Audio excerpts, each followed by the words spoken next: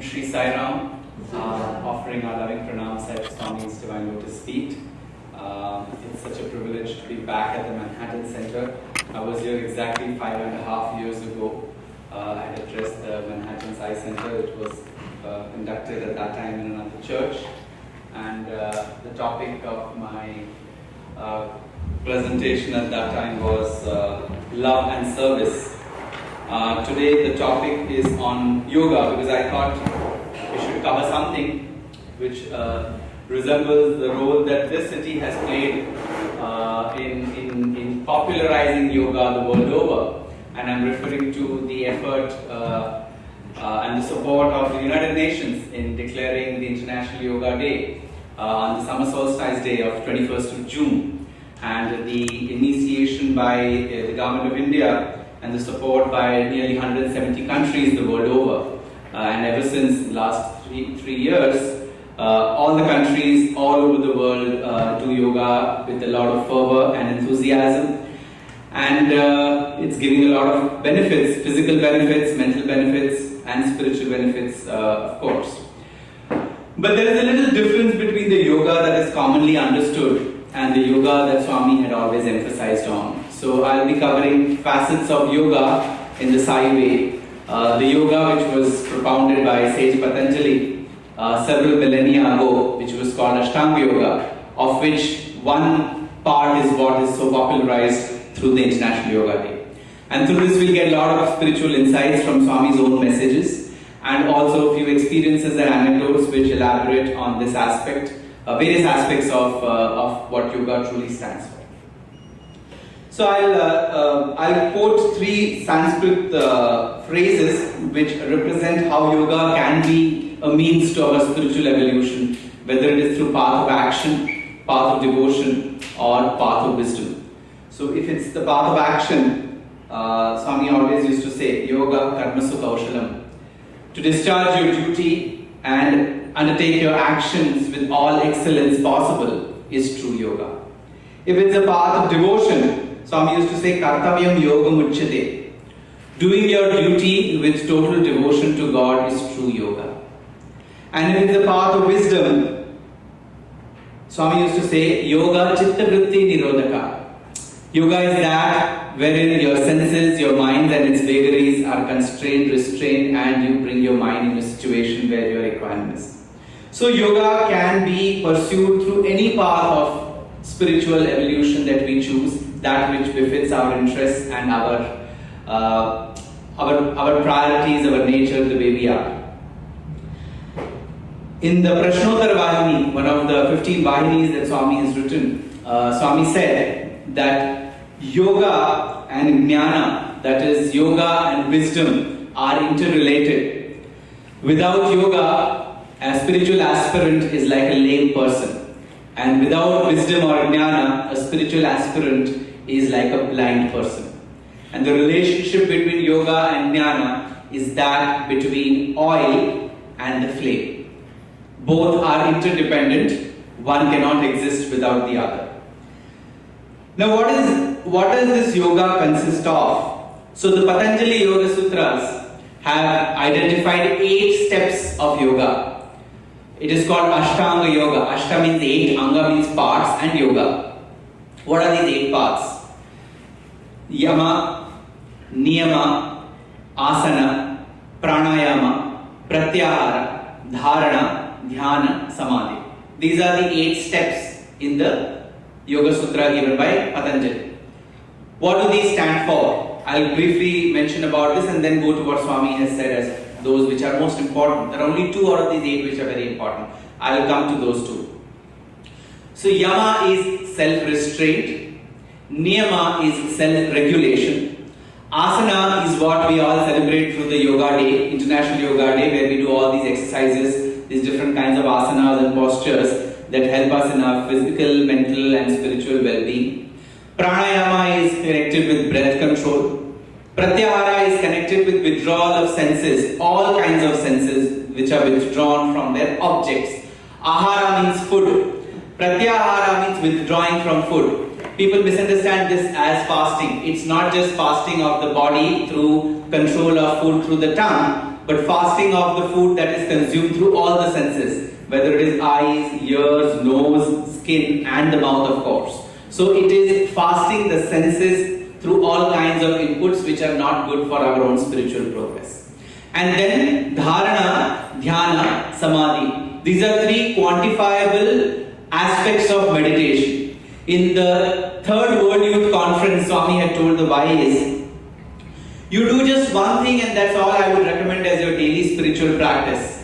Focus on God, whichever form of God that is dear to you, for 11 seconds a day. Just before you start your day or before you leave for work, for 11 seconds, absolutely undisturbed, you should be thinking of that form of God. That effectively in Yoga Sutra is called dharana. When that 11 seconds is multiplied 11 times, 121 seconds, it is called dhyana. You are able to focus on that form of God or the formless aspect of God without any diversion or disturbance for 121 seconds. That is dhyana. Samadhi is when you are able to do that multiplied by 11. So 121 multiplied by 11, my mathematics tells me it's 1321. It comes to about 20 odd minutes, 21 something minutes or 22 minutes. When you are able to focus on the formless or the aspect of God with form, then that is samadhi. Now samadhi is again of two types. One is nirvikalpa samadhi, one is savikalpa samadhi. The one where you are worshipping God with form is savikalpa samadhi. The one where you are contemplating on the formless aspect of God, that is nirvikalpa samadhi. Now these are the broad 8 areas that yoga actually consists of.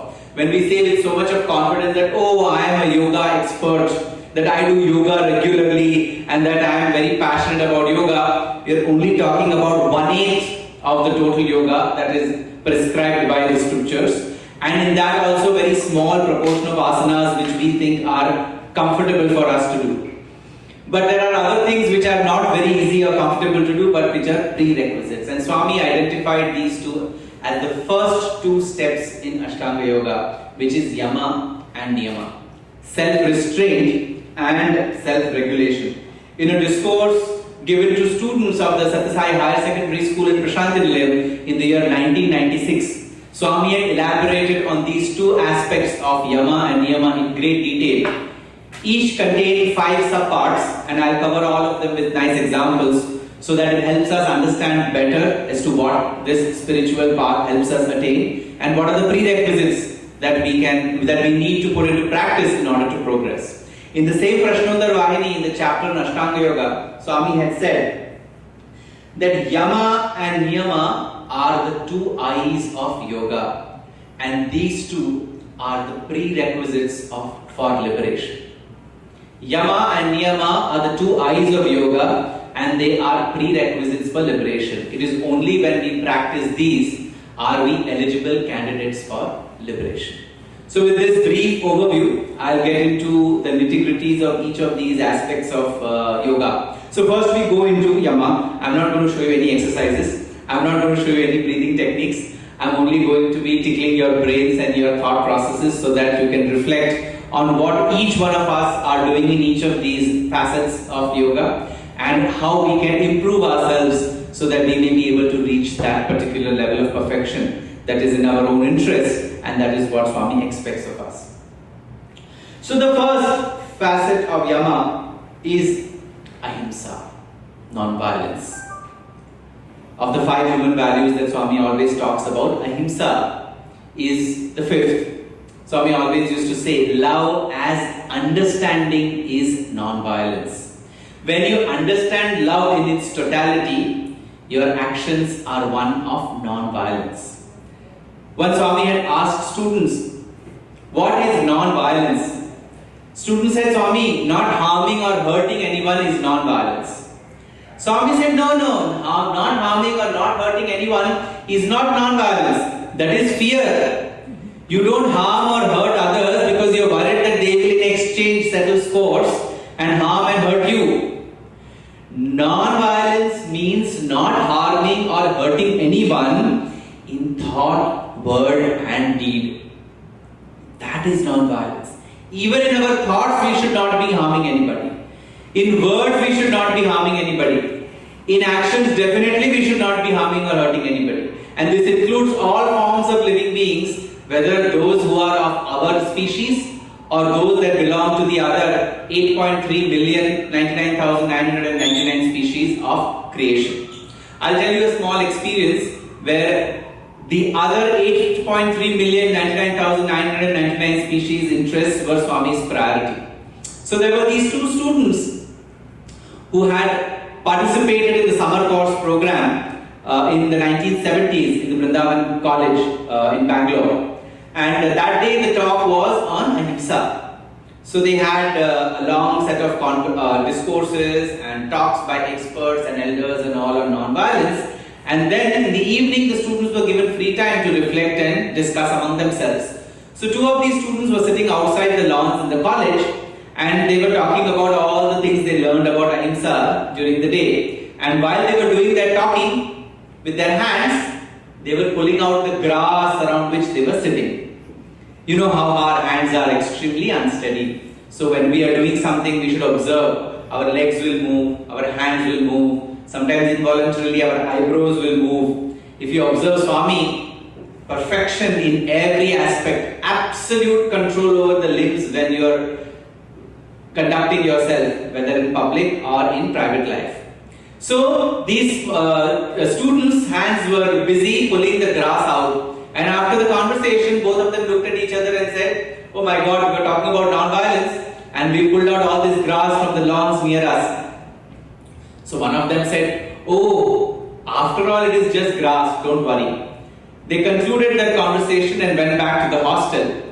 Next day morning, early morning during Suprabhatam time, this particular student came late. She was sitting in the last row because she came late for Suprabhatam, and she was chanting the Suprabhatam with her eyes closed. And suddenly there was a pat on her back. And when she looked behind, she thought there was a teacher who had caught her coming late. So the teacher may reprimand her for coming late for Suprabhatam. And when she looked behind, it was not the teacher, it was Swami himself. He had come and he looked at her, told her to keep quiet, brought her outside, and then took her to one corner of the garden and then asked her, "What were you doing last evening?" So she said, "Swami, nothing. We were discussing about non-violence all through the day. We had classes, and in the evening we were discussing about non-violence." Swami said, "No, you were doing something with your friend." Now this girl was thinking, racing through her memory lanes and thinking, what was she doing with Swami is referring to? And she couldn't find an answer. Then Swami said, "Didn't you say to your friend yesterday, just grass, it is just grass?" Then she recollected the experience or the interaction with her friend when she had said, "After all, it's just grass, don't bother." Swami said, "Is it just grass? Even that grass has life." Then Swami took this girl to a nearby, a small patch of land where a lot of roses were planted, and one of the roses was in a bud form. And Swami just touched that bud, and right in front of the eyes of the student, that bud blossomed into a fully bloomed rose. And this girl was just looking, and then Swami said, "See, even this flower responds to the power of love." Then the student said, "Swami, only you can do that. Only you have such love. We do not have such love." Swami said, No.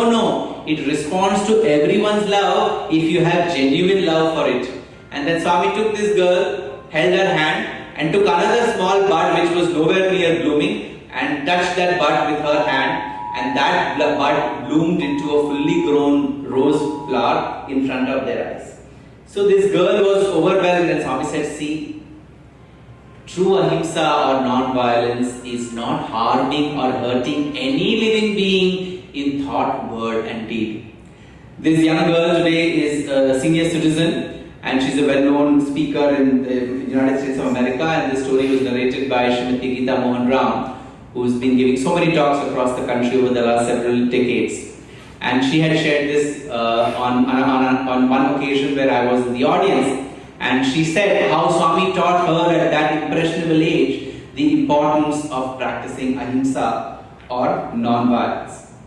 The second facet of Yama is Satya. Truth. Again, very easily misunderstood as speaking the truth is truth. Love as thought is truth, Swami always used to say. When you are thinking with love, then whatever you do, whatever you see, whatever you say is truth. Truth itself has many facets. The road in front of our houses is flat. But the earth is round. So what is the truth? The road ahead in front of our houses is flat is the truth, or the earth is round is the truth. Both are true. One is a fact or a relative truth, and the other is an absolute truth. Similarly, truth has many facets, and we need to understand truth in all its facets. But the problem with modern scientific approach to life is that we feel all that is seen by our senses is only true. That which the senses cannot perceive is not true. Swami always used to say, if your instrument is imperfect, how are you going to be able to grasp the final outcome of your analysis or your object of study? The tongue, when you are healthy, is able to taste everything. The moment you fall sick, you are not able to taste everything in its original taste. The eyes, when they are normal, are able to perceive certain colors. When you are down with jaundice, your color orientation is affected. Swami always used to say, man's body is a limited company. In a discourse to MBA students, Swami had said the human body is a limited company. The eyes can perceive colors only of a particular spectrum. The ears can perceive sounds only of a particular spectrum. The dog can perceive a far more wider spectrum of sounds than a human being can. And that's why many times the dogs are howling when we can't hear anything. Because they are able to hear sounds from a far larger distance than we can as human beings. So how do we say that the senses which we use as instruments to perceive the truth of the external world are foolproof and correct? So Swami always used to say you have to live in accordance to your real truth. And that which is the permanent truth. Distinguish between the fact and the totality and see life in the large spectrum in which the truths present themselves before us. The other aspect of truth, while we are undertaking this principle of niyama, is the way we speak the truth. Swami always used to say, Satyam bruyat, Priyam bruyat, Ma bruyat, Satyam apriyam. Meaning, Satyam bruyat means speak the truth.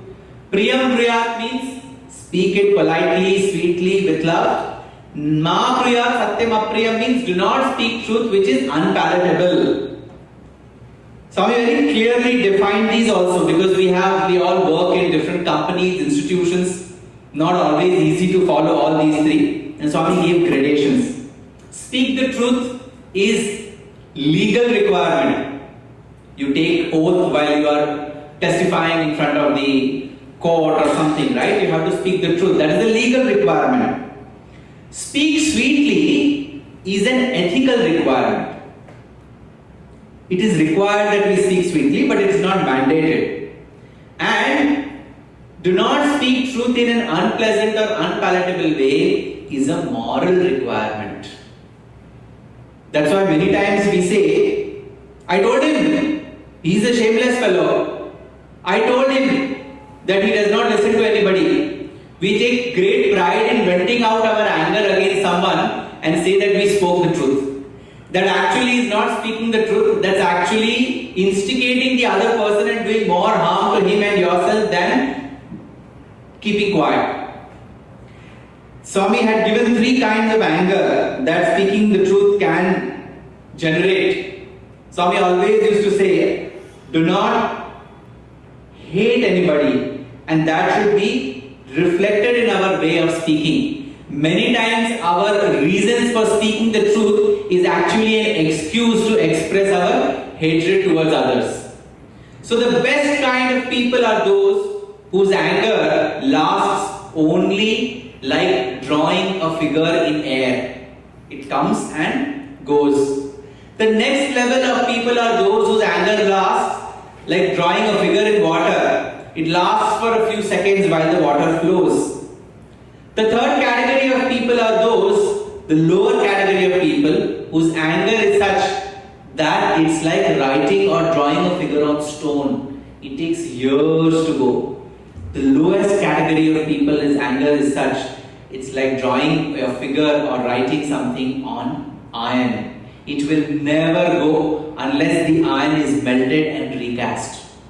What kind of anger we express and what kind of truth we should practice, these examples enable us to understand what kind of anger do we have, what kind of anger do we express, and what kind of anger is desirable. Swami also sometimes used to express his anger with students because they were not disciplined. But in seconds his anger will turn into joy, that frowning face will become a smile, that concern will become compassion, and the whole atmosphere around him will change. So Swami always used to say, Anudvega karam vakyam satyam hi. Satyam preeti hitam chayat. Do not speak words which will make others angry. Speak words which are truthful. Speak words which are good and noble. Speak words which are for the benefit of others. These are different facets of the truth we rarely explore. But this Swami said in that discourse in 1996 to his students, and at that age he expected them to practice all of these things as a prerequisite for the requirement of truth. Next, third is asteya. Asteya is non-stealing. We presume that obviously we are all Sai devotees. We don't steal. But asteyam means not only not stealing physically, but even coveting another person's property, product, or valuable item, even in the thought, is equivalent to stealing. We should not covet that which does not belong to us. We should not borrow that which is not ours without the permission of the person who owns it. All of these are covered under the facet of asteya. These are so many things we don't even bother to think or consider, but these are the prerequisites of a very grounded spiritual life that Swami has placed before us. The fourth is aparigraha, non-accumulation. So difficult. In America, or living in the great American dream, with every passing year, our accumulations go up. The more we earn, the bigger the size of the house. You start with a studio apartment, move to 1 BHK, 2 BHK apartments, then move to an independent house, then move to a bigger house, then move to a mansion. By the time we conclude our journey on this earth, our accumulations have multiplied so many fold more. Non-accumulation is a prerequisite which the path of Yama or Yoga expects all the aspirants to practice. We should keep that which is only required. There was a very interesting experiment a couple had done, and it was widely seen on YouTube. They attempted to live with only 100 items. Only 100 items they attempted to live their life with. For a month or two they tried. And they found it very difficult to live even with 100 items of daily requirement. So we can imagine that each one of us is using several thousands of items on a daily basis as part of our household, personal and professional requirements. That's the quantum of indulgence that we are practicing. And as part of our spiritual requirement, Swami says that is not required. Yoga says that is not required. Aparigraha also includes not accepting gifts. This is another common feature. You give gifts, you take gifts. Swami said this giving and taking gifts is a short approach to getting bound by karma. You can accept gifts only from three people. One is from parents. That is their blessings and whatever they want to give based on our deservedness. Second is from teachers. Accept education and their blessings.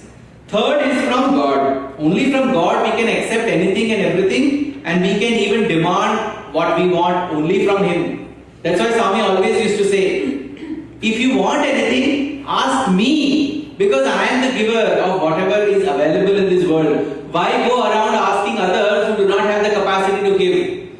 I am the bush fulfilling tree, the Kalparuksha. You must come and ask me. But don't come to the Kalparuksha and ask for coffee powder. Very often we go to Kalparuksha or God and ask for coffee powder. Coffee powder meaning that which is items of our daily requirement. That is available in the grocer shop. Swami always used to say, ask from God that which the world cannot give you. Because that is what is the best gift you can earn for yourself from God. So aparigraha is the fourth step in this journey of yoga under the first principle of yama. The fifth and the last step, often misunderstood but important, is brahmacharya.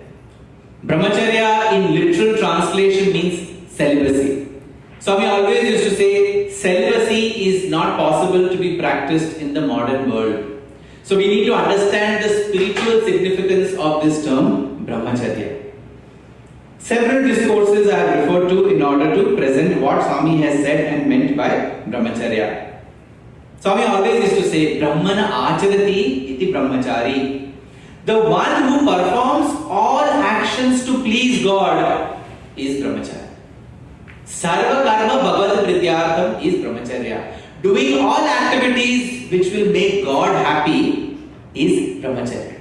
It is far more difficult to do this than to be a celibate. But that is the more pleasing, that is the more doable and the more desirable thing which Swami has said. Why? Because the moment you do everything to please God, every thought, every word, every deed will be measured in the parameter of the likes and dislikes of what Swami expects from us. What will Swami do in this situation if he is here? Whenever we are at crossroads in life, we always need to ask that question to know whether Swami will approve of something or not. If Swami were here, how would I have behaved? If Swami were observing me, how would I have conducted myself? If Swami would have been giving me an opportunity to take a decision on this and observing what I do, how would I be conducting myself? That is the best parameter to judge whether our actions are in alignment with Swami's expectations.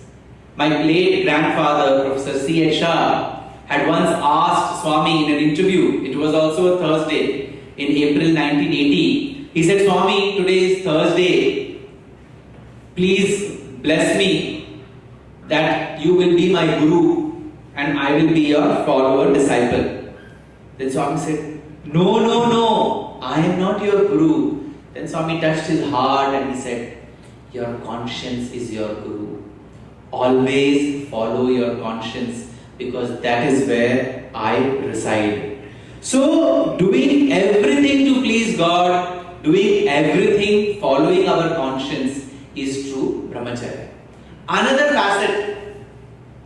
In 2006, we students were with Swami in the interview room. Swami had blessed us to accompany him to the Atirudra Mahayajna program in Madras, Chennai, which was conducted in January 2007 in a grand fashion. Extraordinary celebrations. The whole city of Chennai was agog with Swami's presence. The governor, the chief minister, several central ministers, and it was a sight to behold when the traffic used to be kept on hold and Swami's convoy used to pass. Swami had presidential security. So the traffic would be kept on abeyance because Swami's convoy is going. Cars on both sides in the metropolitan city of Chennai will be waiting till Swami's convoy passes. And we were like the snakes or the cows or the rats which are worshipped along with Ganesha, Krishna and Shiva. As Swami's car used to pass, we used to follow Swami's car in his bus. So as he used to get clearance, we also used to get clearance. So on those busy roads, you can imagine in Manhattan, if the cars are stopped on all sides and Swami's convoy is passing, that's the kind of traffic Chennai sees on a daily basis. What typically would take 1.5 hours to go from one end of the city to the other, in that presidential security and preference, we would reach in 20 minutes. So we got an opportunity to see the devotion and the commitment of the local government and of nearly several hundred thousands of devotees from Chennai at the Atirudra Mahayajna. So in that interview, one of my juniors in Swami's university asked Swami, how to get self-realization? I always used to think, before I became a student, that inside the interview room, Swami gives separate, special, easy answers. But outside, while giving discourses, his answers are difficult and complex. So I thought, now I have an opportunity to sit inside with Swami in the interview room, so I will get some really easy path to the answer how to get self-realization. So I was just waiting what Swami will say. But all my hopes were shattered because the answer which Swami gave was the answer he gives in public. And that's when I was convinced that the answer is same. The only difference is outside he says the same thing to a few thousands of devotees, and inside he says that to a few dozen students. So what was the answer Swami gave when that student brother asked Swami how to get self-realization? Swami said, very easy. Self-confidence, base, self-satisfaction, walls, self-sacrifice, roof, self-realization, life. Swami would have said this a dozen times in several discourses, that the journey to self-realization is in these 4 steps. First, self-confidence. What is self-confidence? Not that I am smart and capable and cool to take on this world. Self-confidence means having full confidence in the self, capital S, uppercase S in the word format. That self means God. And the phase to get and develop that self-confidence is the phase of brahmacharya, the student age. And that's why the entire efforts of Bal Vikas, of SSC, of Swami's schools and universities is to enable students in that age group to develop extraordinary confidence in that S, capital S, self-God, so that we are able to develop that as the foundation of life. Confidence and faith in God is the foundation of our life. Next comes walls. Wall is self-satisfaction. Self-satisfaction, Swami used to compare it to grihastha, your householder stage. Why? Because in the householder stage, when we are leading a worldly life with our spouse, our kids and our family, what we need to do is, every action should satisfy the self. Capital S again, God. Every action should be dharmic. Every action should be righteous. Every action to pursue materialistic success should be in alignment with the principles of righteousness and dharma. That's why that forms the walls of life. Only when the walls are strong and capable can the house be then built further. So the stage of grihastha or householder stage is self-satisfaction, satisfying God in all actions that we are doing. Third, self-sacrifice. Now here the S becomes small s, not the uppercase S or God, but the lowercase s or individual self. This is compared to the Vanaprastha ashram, where you actively give up your worldly responsibilities and try and move away from active public life. Here you need to sacrifice your individual identity. I am so and so, I have earned so much, I am so successful, I had these positions, I am telling you, hence it is right. This all I, which we keep saying all the time, is what the small s self stands for. Give it up. That is the roof of the house. When you have confidence in God, when you undertake every activity in alignment with His dictum, when you give up your own individual identity and realize that everything is happening through God, the life in such a house is one of self-realization. This is the last stage, sannyasa ashrama or renunciation. Renunciation does not mean wearing ochre robes or white robes or green robes and moving to the forest. In Kodaikanal in 2003, Swami told us, we were all sitting around him. Swami said, people every time say sannyasa means renunciation, giving up the world and moving away. That is not sannyasa. Sarvam nasham iti sannyasam. Destroying all kinds of desires that you have, except the only desire to merge with God, that is sannyasa. When our life is surrounding that particular aspiration that I want to realize that divinity, that is the stage of self-realization, the last stage of our life. Very often, another connected thing, very often we celebrate our different birthdays. 60th birthday, 70th birthday, 80th birthday, 90th birthday, 100th birthday. We are all so joyous that we have achieved so much in life that we need to celebrate, party time. Swami had given parameters to measure each of these landmark birthdays. 60th birthday, what should be the parameter to judge whether it's worthy of celebration or not? That you have given up your 6 vices. Kama, Krodha, Moha, Lobha, Mada, Matsarya. We know the translation of that. Desire, anger, jealousy, pride, deceit, attachment. If we have given up these 6, in 60 years of our life, we have had this much time, the objective is to give up these. If we have, it's worthwhile celebrating 60th birthday. 70th birthday, Swami says, we should live like the Saptarishis, the 7 great sages that are venerated by generations. Our life should be exemplary like them, that we are worthy of other people's veneration. Then you can celebrate 70th birthday. 80th birthday, you should be like the Ashtadikpalakas, the guardians of the 8 directions. You should be able to give direction to others by your very presence. So and so is like this, I should be like him. What an exemplary life, what an inspiration. That should be people's observations when they see your life. If we have been able to do that, then it's worthwhile celebrating 80 years. 90 years, you should be like the 9 planets. Like the 9 planets go on circulating around the sun and doing that 365 days a year, 24/7. Our life should be circulating around God all the time and nothing else.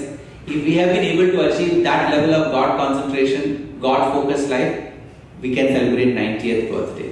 If we are able to do all of this, Swami says, 100th birthday can be celebrated because you will be eligible to be one with God.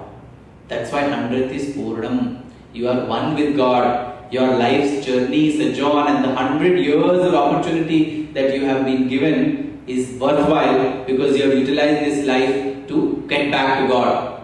The mission statement of life is only one. You are born so as not to be born again.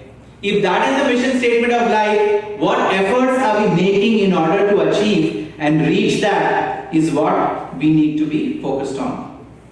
One nice instance I'd like to share. Professor Kasturi, Swami's biographer, translator, and several other positions he held, once wanted a mantra from Swami in one of the pilgrimage places which he had visited with Swami. Swami said, I will give you a mantra later on in the day. So he was fasting. He was not eating anything. He was waiting to get this mantra from Swami.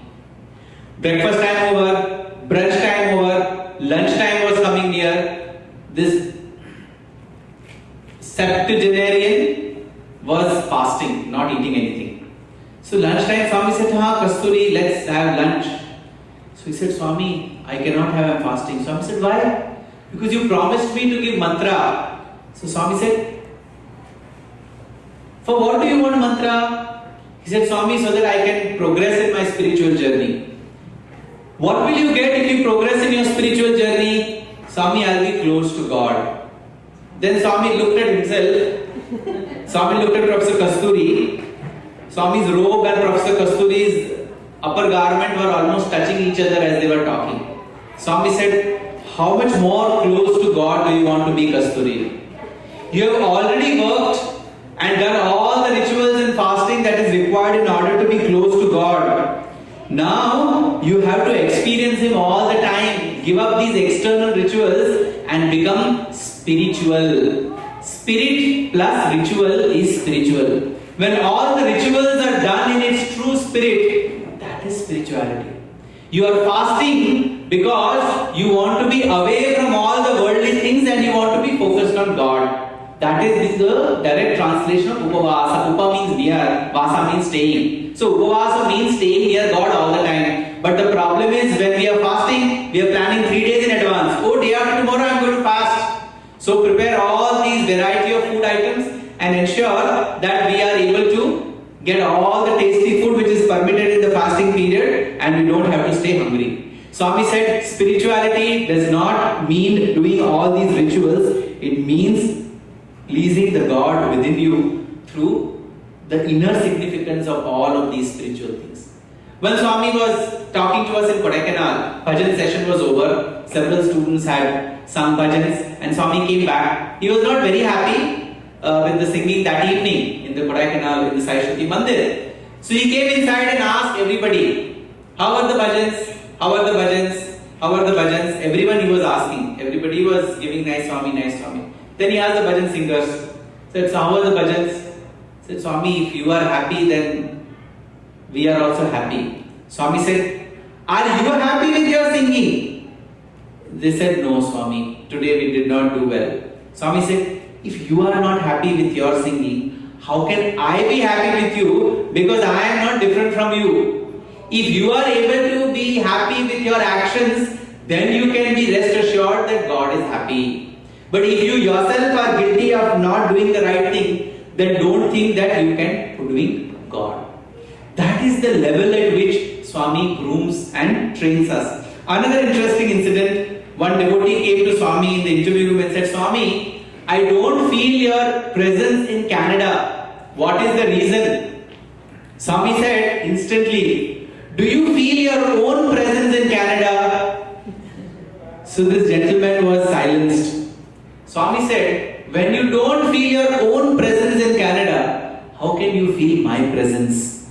I am not different from you. I reside in you and that is my true location and residence. So that is the core of this principle of brahmacharya. We need to be conscious and alert to every action that should be in alignment with divinity and his larger diktat and will. Next 5, niyama. Niyama means self-regulation. Yama means self-restraint. What is the first path in niyama? First step is shaucha, purity. Now in our 10 guiding principles of the Satsai organizations, we have 9-point code of conduct and we have 10 directive principles. Yes? How many of us have not read them? Wonderful. If all of you all have read it, I am so happy because several times people don't even know that there are 10 guiding principles and 9-point code of conduct. These are the clear guidelines Swami has given as to how we should conduct our life. Because there is life outside the center which needs to be lived as per certain set of do's and don'ts. And Swami has simplified them in very, very easy words so that we can practice them. In that, point number 4 is keep home and surroundings clean.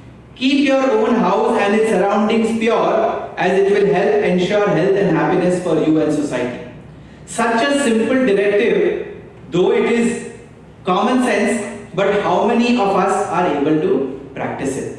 Swami always used to say that you should first be externally pure, then you will have motivation to be internally pure. That's why Swami never encouraged shabby dressing, shabby hygiene habits, shabby looks. Everything should be perfect externally. Clean shaven, clean groomed, fragrant, bathed, everything. If you look at the students in Prashantilayam, Swami will expect these high standards. And then white dress, especially for all formal occasions while you are in mandir, college and other public platforms. Why? Swami once said, do you know why I make you wear white dress? What is the symbolism of white dress? Have we ever analyzed that? What is the symbolism of white dress? Purity. Exactly. White symbolizes purity. So when we are wearing a white dress, we are all the time careful that it doesn't become dirty, that no spot or no dirt sticks to it, either from our food or while walking or while sitting somewhere. We look 10 times, especially in Prashantilayam, we take that mat and sit so that if the ground is dirty, our pants don't be dirty. Swami said, what is the significance behind that? The significance behind this is, just as you are so careful in ensuring that your white dress is clean all the time and doesn't get sullied, you must also ensure that your character remains as pure and clean and no blemish of any kind sticks to it or dilutes it or sullies it. That is the reason that I recommend the white dress as a uniform for my students, staff and devotees. So there is so much of inner significance to all of this. We very often would like to come to a center, learn some techniques, listen to Swami's experiences, go back and be so happy. Oh, Swami is divine, we are so blessed to be in his fold. He is God, I am human. To err is human, to forgive divine. I'll remain the way I am, he'll continue to forgive me, and life will go on forever. The objective of each of these opportunities where we discuss Swami's message is to reflect on what is the purpose behind all the things that Swami has told us and how we can incorporate them and make our lives more meaningful. Simple things like this are so very helpful. The next is internal purity. I had gone to Austin 2 weeks back, and there one of the questions the YAs asked me is, how do we protect ourselves from all the visual influences that the world bombards us with? Genuine question. Swami has already given the answer long back. Why do we have homes? Why do we have doors and windows in our homes? Especially in India. You have doors and windows in your homes. Of course, one is that you let only those people whom you want to come in. But also to ensure that all the animals and birds and everybody is outside. Because in India, anybody will enter your house. If the gate is open, the door is open, the cow also will enter your house. Birds will enter the house. You see in Sai Kulwant Hall, there are bird droppings everywhere. But that is Sai Kulwant Hall, so all living beings are welcome. But in our homes, we wouldn't want that they will dirty our carpet and our furniture, and we don't want birds and cows and pigs and donkeys to enter our house. Swami said, just the way the house has doors and windows so that you don't have these unwanted elements, I have given doors and windows to all the senses. Just because you are bombarded with negativity from outside, you need not offer yourself to absorb all that negativity. If you have ears to listen, you also have feet to walk away from that place. This brain is a hard disk. Professor Kasturi Rangan, one of the former chairmen of the Indian Space Research Organization, had come to the convocation of Swami's University, and he said, the human mind has the capacity to store as much data as there is on all the accounts of Facebook across the world. All that is there on Facebook across the world, in all the accounts, in all the continents together, is the capacity of one individual human mind to hold. That much capacity the human mind has. So what do we do? Everything that we are seeing, hearing, smelling, eating, touching is like uploading of data that is happening into this hard disk. And what is the fundamental principle of information systems? Satishan will be able to tell that. The fundamental principle of information systems is GIGO. What is GIGO? Garbage in, garbage out. Garbage in, garbage out. You give garbage data, you will get garbage information from the information system. Similarly, if you put in all garbage here, your words, thoughts and actions will be like garbage. That's why we need to keep the watchman of our intellect at the doors and windows of our houses, so that every thought going in or coming out, every word going in or coming out, every action going in or coming out is measured on the touchstone of our intellect, whether it is worthy of being undertaken or not. That is the prerequisite of the purity. Next, Santosha, satisfaction. Are we ever satisfied? No. As I just explained, from a studio to 1 BHK, from 1 BHK to 2, to a bungalow, to a mansion, and the journey continues. The prerequisite in our spiritual journey, Swami used to say, is Santosha or satisfaction. We should be happy and content with what we have and not aspire, especially that which is not ours, and also that which is not attained through righteous means. And what is a noble way of cultivating satisfaction? All scriptures, whether it is the Bible, the Quran or the Dharma Shastras, have given the same answer. Can anybody tell me what it is? One word.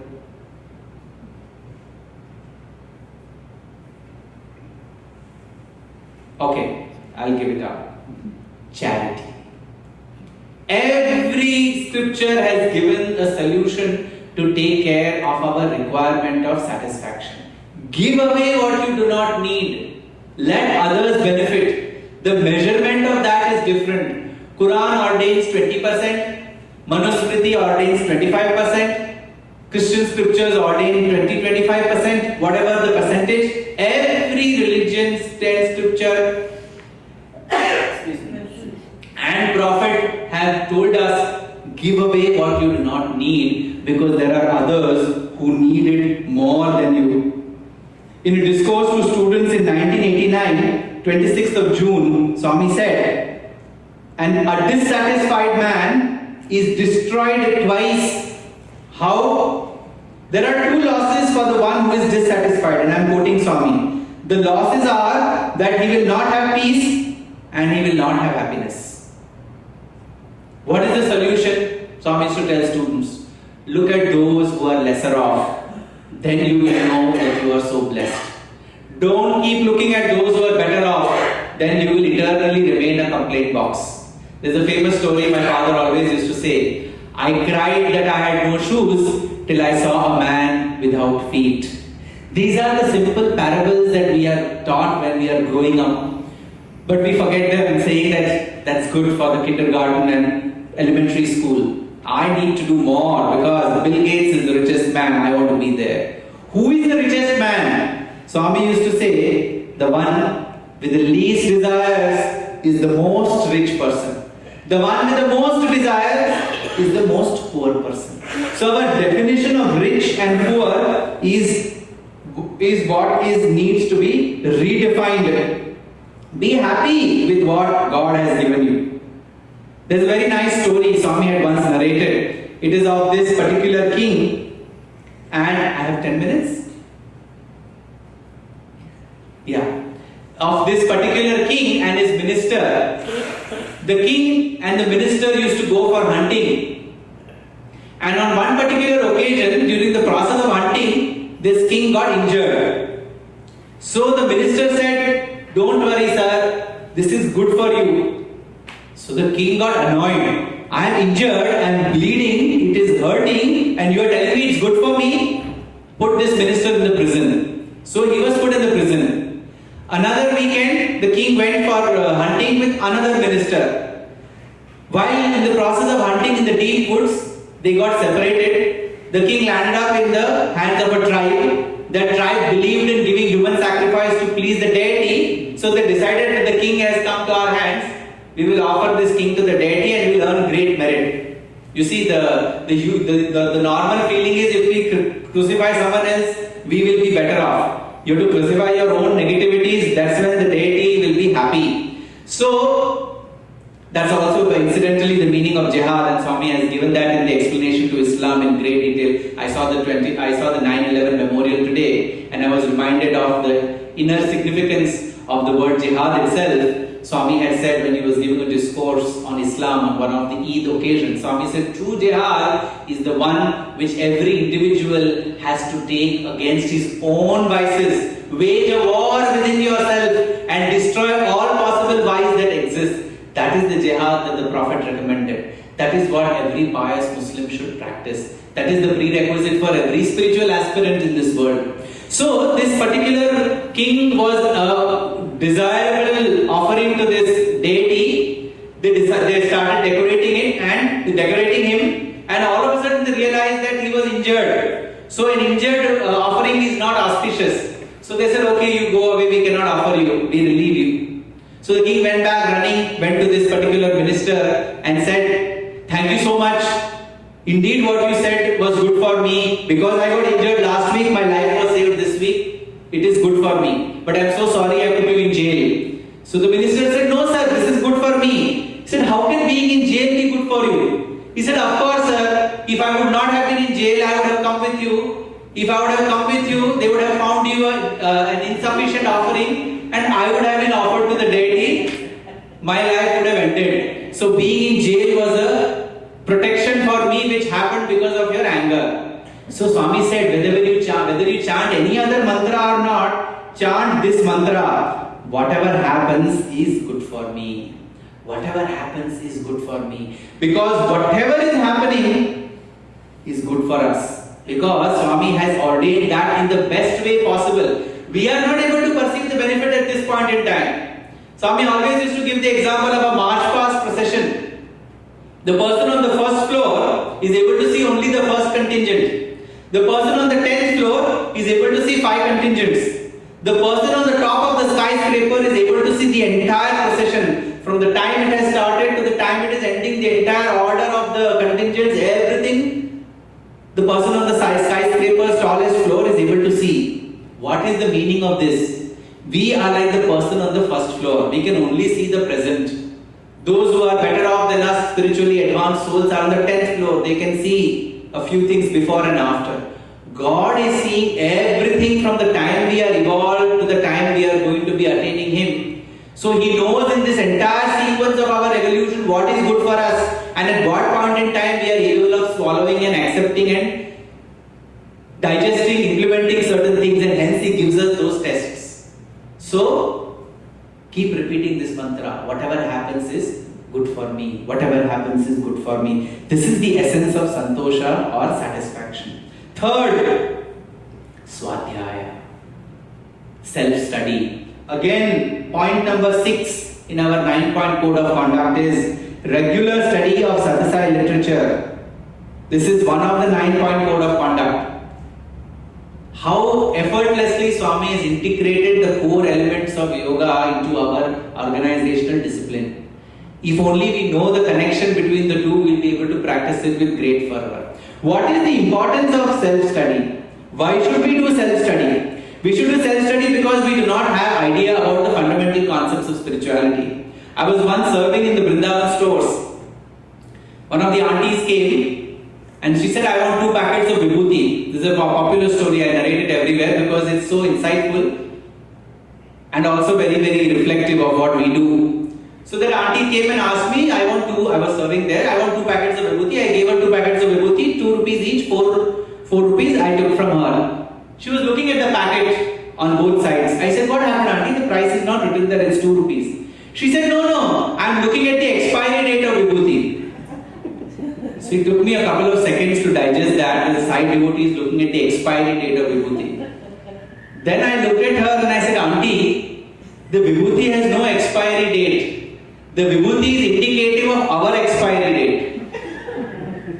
So she was aghast. She was looking at me as if this teenager has the audacity to tell me about my expiry date and show me the mirror. This is how we are. We do not know the inner significance of the things we do on a daily basis.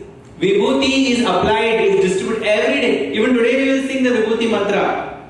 Baba's Vibhuti, its power protects me. What is the symbolism of Vibhuti? The symbolism of Vibhuti is that is the final stage of our existence. Each one of us is ultimately going to become ash. If we are ultimately going to become ash, why not lead our daily life with that awareness so that every action and reaction is in alignment with the highest principles of Dharma? We apply that to remind ourselves every morning, and we apply that as a reminder to everybody who is seeing us also that you too will become this one day. Why not lead your life in a more meaningful, fruitful and noble way? That is the inner significance of Vibhuti.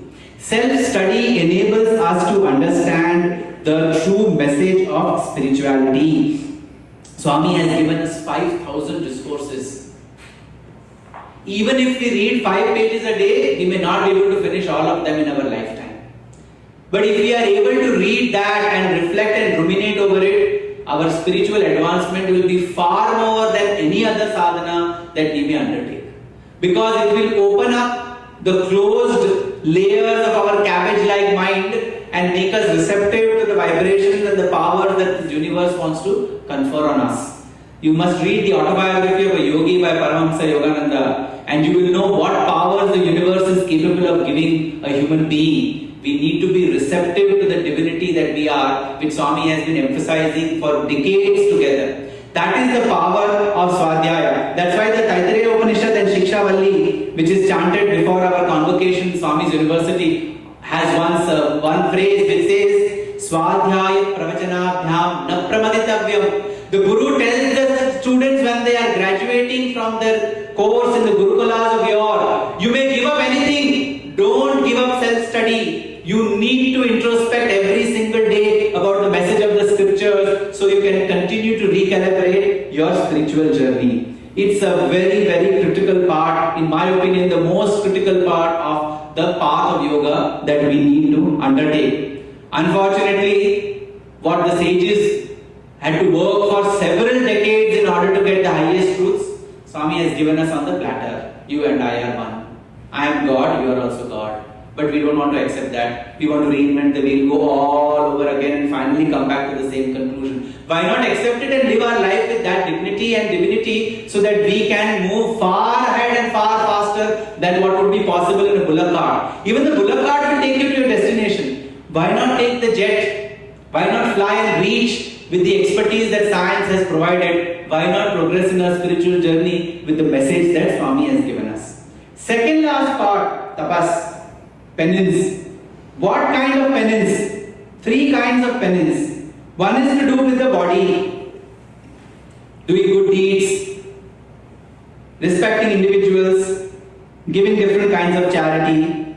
Second is relating to your speech. We already discussed what that encompasses.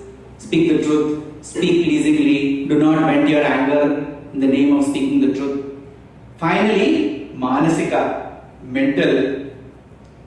We all think that standing on one foot like this is yoga, is the highest tapas. That's why it is shown in spiritual tele-serials and others. Oh, Hiranyakashipu went on doing like this for several years and Lord Brahma was pleased. This is very easy to do. I had gone to San Diego to address the devotees there, and there in the water world there were flamingos. All of them were standing like this. Absolutely motionless, far more motionless than we can ever be in the highest levels of sadhana or tapas or penance. So is this penance which even flamingos can do? Swami said there is only one tapas or penance that is the most beneficial. What is that? I will tell you through a story. Swami was sitting with us in Trai Vrindavan and the exams were just over. I think 5 minutes I'm done, the last part is here. The exams were just over and Swami was asking, what are the 3 subjects in sciences? In India, the 3 subjects were physics, chemistry, mathematics. How did you all do in the exams? Very good. Now we wonder why Swami should ask how did you do in exams? Exams are irrelevant. You have to attain the Atma. That's what we usually give as escapism, right? Swami always used to say the student should get, students should get the best grades, because a spiritual aspirant, if he cannot excel in the worldly things in the righteous way, how can he develop the discipline to excel in his own inner journey? That's why yoga karmasu kaushalam. Yoga is excellence in action.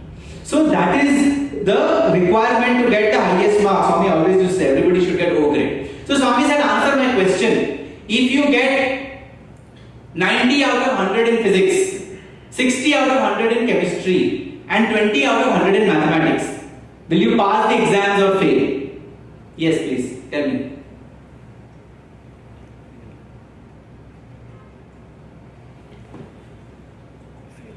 Tell me, pass or fail?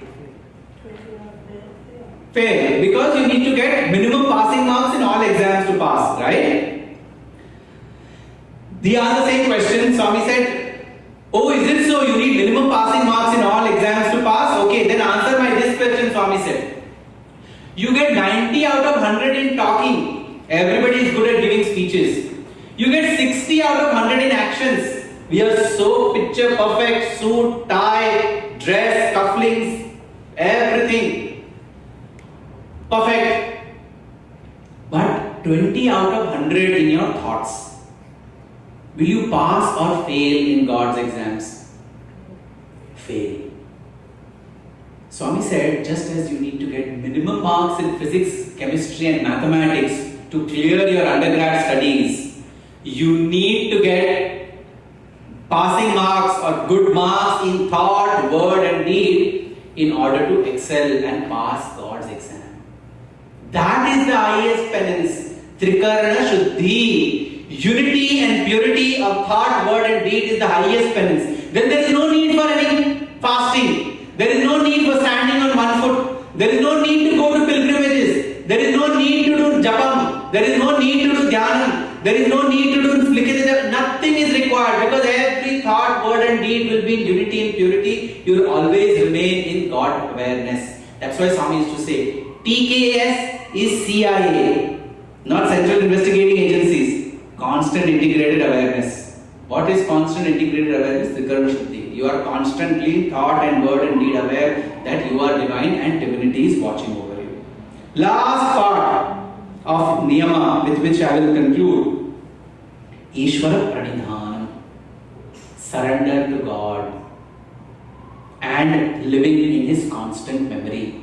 To the MBA students, Swami always used to say, one military officer went to a restaurant and said, give me 2 chicken masala.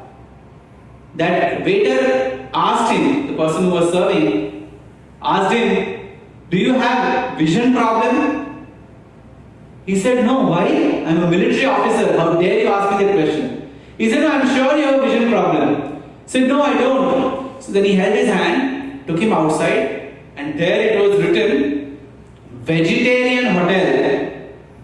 He said, I have written in bold letters here, Vegetarian Hotel, and you are coming inside and asking me for chicken and masala, how will I give it to you? Similarly, Swami said, whenever you come into this world, it is written in big bold letters before entry. What is written? Anityam Asukham Lokam. This world is temporary. This world is not capable of giving permanent joy. Let us reflect on this. Every stage of our life we are aspiring for joy.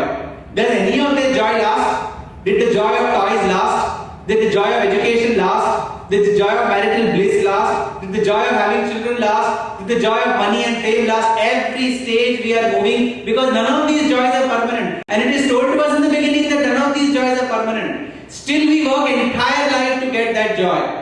What is the solution? And Krishna says in Bhagavad Gita, Anityam Asukham Lokam, having realized this world is temporary and incapable of giving joy, there is only one solution. Imam Prapya Bhajasvamam. Having realized this truth, think of me and abide in my memory at all times. That is what is the most important aspect of yoga. That we need to be dependent on God in everything. We need to be devoted to God in everything. We need to be surrendered to God in everything. But our surrender is conditional. In Trai Vrindavan, Swami had given one more story. There are 2 families living in a village. One is going to have daughter's marriage. The other family is having the harvest. It is about to rain. The daughter's family, if it rains, the family where the daughter's marriage is going to be conducted, if it rains, marriage will get spoiled. So they are playing, let it not rain, oh God, let it not rain, oh God, let it not rain. The family where the harvesting is to be done, they are looking for the rain because if it does not rain, the harvest will get destroyed. So Swami asked the students, whose wish should God fulfill?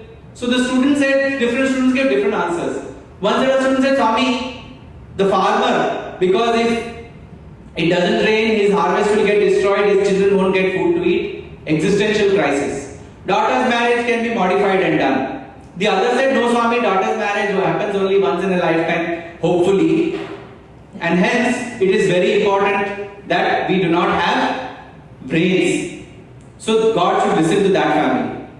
Finally, Swami listened to all these answers and he said, no, both are wrong. What should be the prayer that a true devotee should make? Oh God, you know what is best for everybody. Let thy will prevail. If it is good for me that it rains, let it rain. If it is good for me that it does not rain, let it not rain. You decide what is good for me. This is the essence of Karma Yoga in Bhagavad Gita also. We parrot these words often, Karmanyevadhikaraste ma phaleshu kadachana. You only have right over action, not over the results. Then the wise will ask, if I have all the effort put in, why should not I have a right towards results? That is because results are not directly proportional to the action. Results are an outcome of a series of factors which influence the outcome. But why was it said that you should still do your duty? Because Swami, God, Master, Principal, Prakriti, whatever you call it, judges you only on your intention and the efforts that we have put behind that action. If our intentions are noble, if our efforts are genuine, we have already passed in the test. Outcome is incidental and superfluous. It doesn't matter. So the culmination of Ashtanga Yoga is that we should be all the time abiding in this truth that whatever happens is good for us and whatever we do should be dedicated to God in its totality. Ishvara Pranidhanam. Imam Prapya Bhajasvamam. We should have, after having realized the temporariness of this world, live in it. Be the best doctor, be the best lawyer, be the best teacher, be the best student, be the best singer, be the best politician. Excel in whatever we do. But leave the fruits of our efforts to God and abide in His divinity, His glory, His beauty, His grandeur, His sweetness, His love. That is the core message of yoga. So in this tenfold path of yama and niyama, which are the prerequisites of yoga and liberation, Swami has captured varied facets which he has communicated to us in much simpler language and which we, if practiced in our lives, as mentioned in the 10 guiding principles of the 9-point code of conduct, our lives will be far more meaningful. I think whether it's Avatar Declaration Day, forthcoming Diwali celebrations, birthday or any other celebration, if we are able to live up to this sadhana every single day of our life and evaluate our activities, thoughts, words and deeds on these parameters, we would truly be living up to Swami's expectations and passing his test in flying colors. Jai Sai Ram.